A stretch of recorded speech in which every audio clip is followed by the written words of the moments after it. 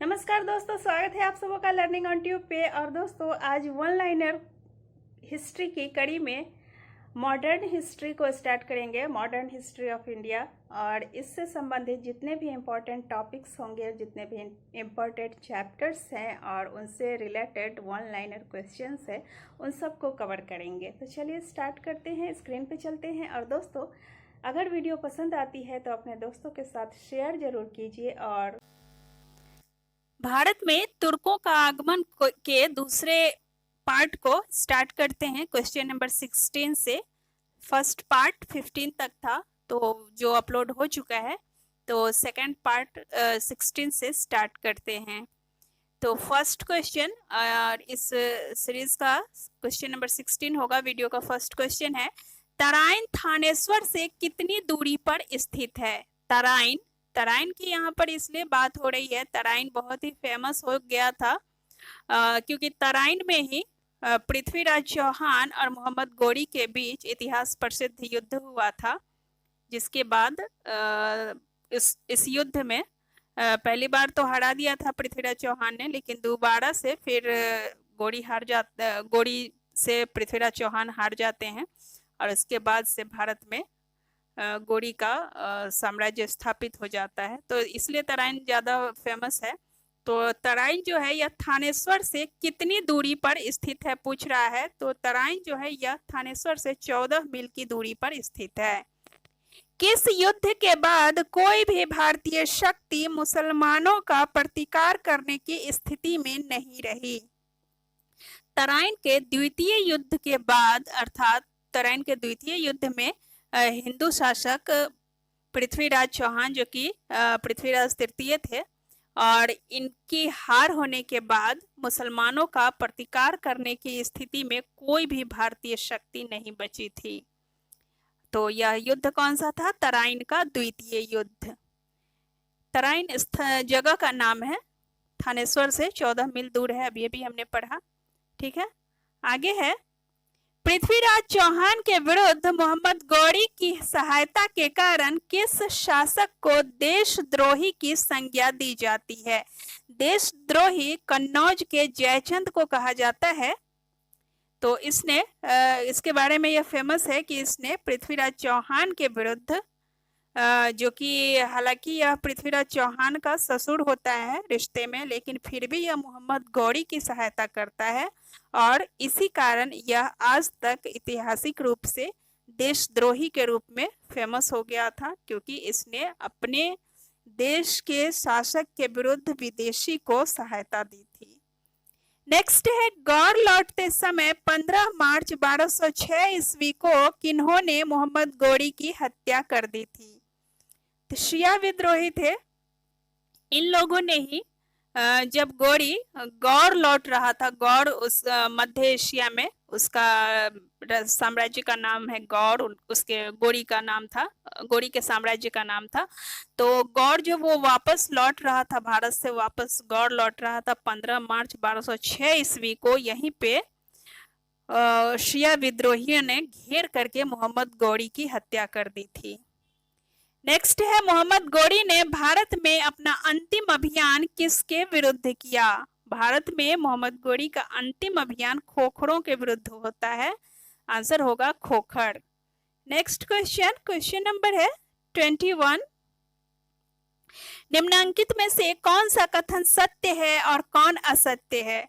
अब सत्य और असत्य कथनों को चुनना है। तो पहला है, कश्मीर की रानी दिद्दा का संबंध कारकोट वंश से था। कश्मीर की रानी दिद्दा का संबंध कारकोट वंश की थी, यह कथन सत्य है। नेक्स्ट है, 1003 ईस्वी में संग्रामराज ने लोहार वंश की स्थापना की। लोहार वंश के संस्थापक संग्रामराज थे और यह समय है इनका 1003 ईस्वी, तो यह भी सही है। नेक्स्ट है, महमूद के शासनकाल में गुजरात पर प्रतिहार वंश का शासन था। तो यह जो है गलत है। गुजरात पर उस समय जाटों का शासन था। तो यह गलत हो जाएगा। प्रतिहार वंश का उस समय गुजरात पर प्रतिहार वंश का शासन नहीं था। नेक्स्ट है, मोहम्मद गौरी ने भारत पर पहला आक्रमण 1175 ईस्वी में मुल्तान के विरुद्ध किया।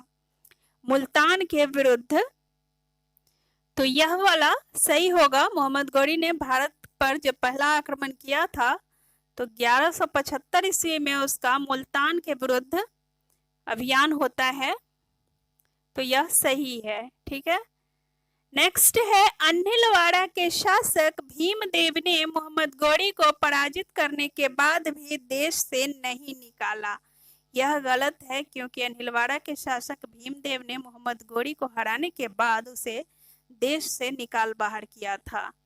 नेक्स्ट है, किसके आक्रमणों के बाद भारत की बहुसंख्यक हिंदू जनता अल्पसंख्यक मुसलमानों के नियंत्रणाधीन रहने को बाध्य हो गई?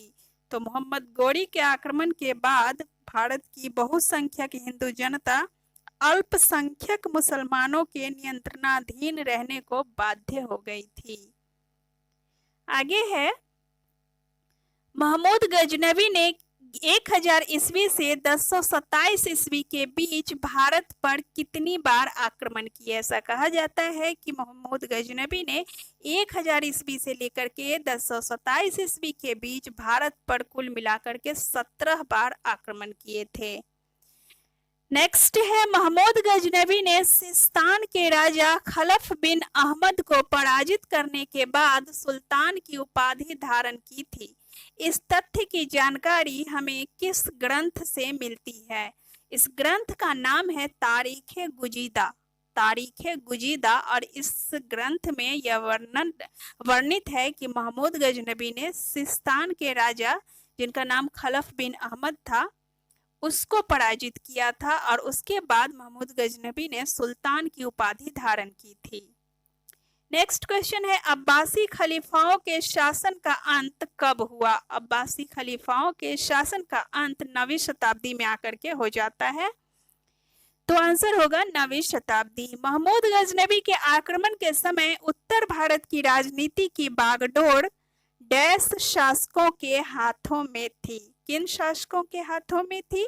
तो राजपूत शासकों के हाथों में थी। उस समय महमूद गजनवी ने जब भारत पर आक्रमण किया था तो उस समय उत्तर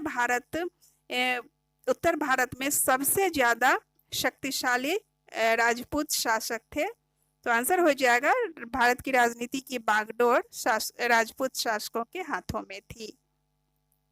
नेक्स्ट है, 1197-98 ईस्वी में बिहार की, 1199 ईस्वी में बंगाल की और 1202 ईस्वी में कालिंजर की विजय मोहम्मद गौरी के किस गुलाम ने की थी? 1197-98 में बिहार को लूटा था बिन बख्तियार ने, 1199 ईस्वी में बंगाल को लूटा था, और उसके बाद है 1202 ईस्वी में कालिंजर को लूटा था।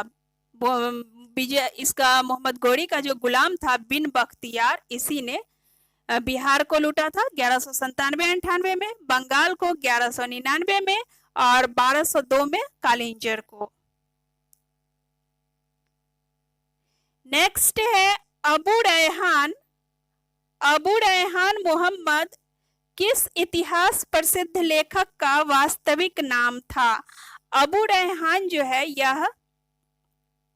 यह नाम था अल-बरूनी का, वास्तविक नाम था अबू रैहान। महमूद गजनवी की सेना का नेतृत्व करने वाला हिंदू सेनापति कौन था? महमूद गजनवी की सेना का सेनापति था, तिलक नाम था उसका, और इसी ने महमूद गजनवी की सेना का नेतृत्व किया था। नेक्स्ट है, सीरिया, ईरान और ट्रांसऑक्सियान किस साम्राज्य के अंग थे? यह सब सेल्जुक साम्राज्य के अंग थे। तो समाप्त होता है ये वीडियो भी। नेक्स्ट वीडियो में फिर आपसे मुलाकात होगी, और नेक्स्ट वीडियो हम लोग दिल्ली सल्तनत को पढ़ेंगे। तो ये थे आज के कुछ महत्वपूर्ण प्रश्न। दोस्तों, इसी तरह से नए नए प्रश्न और नए नए वीडियोस आते रहेंगे। बस आप लोग साथ देते रहिए और चैनल को सब्सक्राइब करते रहिए और देखते रहिए लर्निंग ऑन ट्यूब को। Thank you.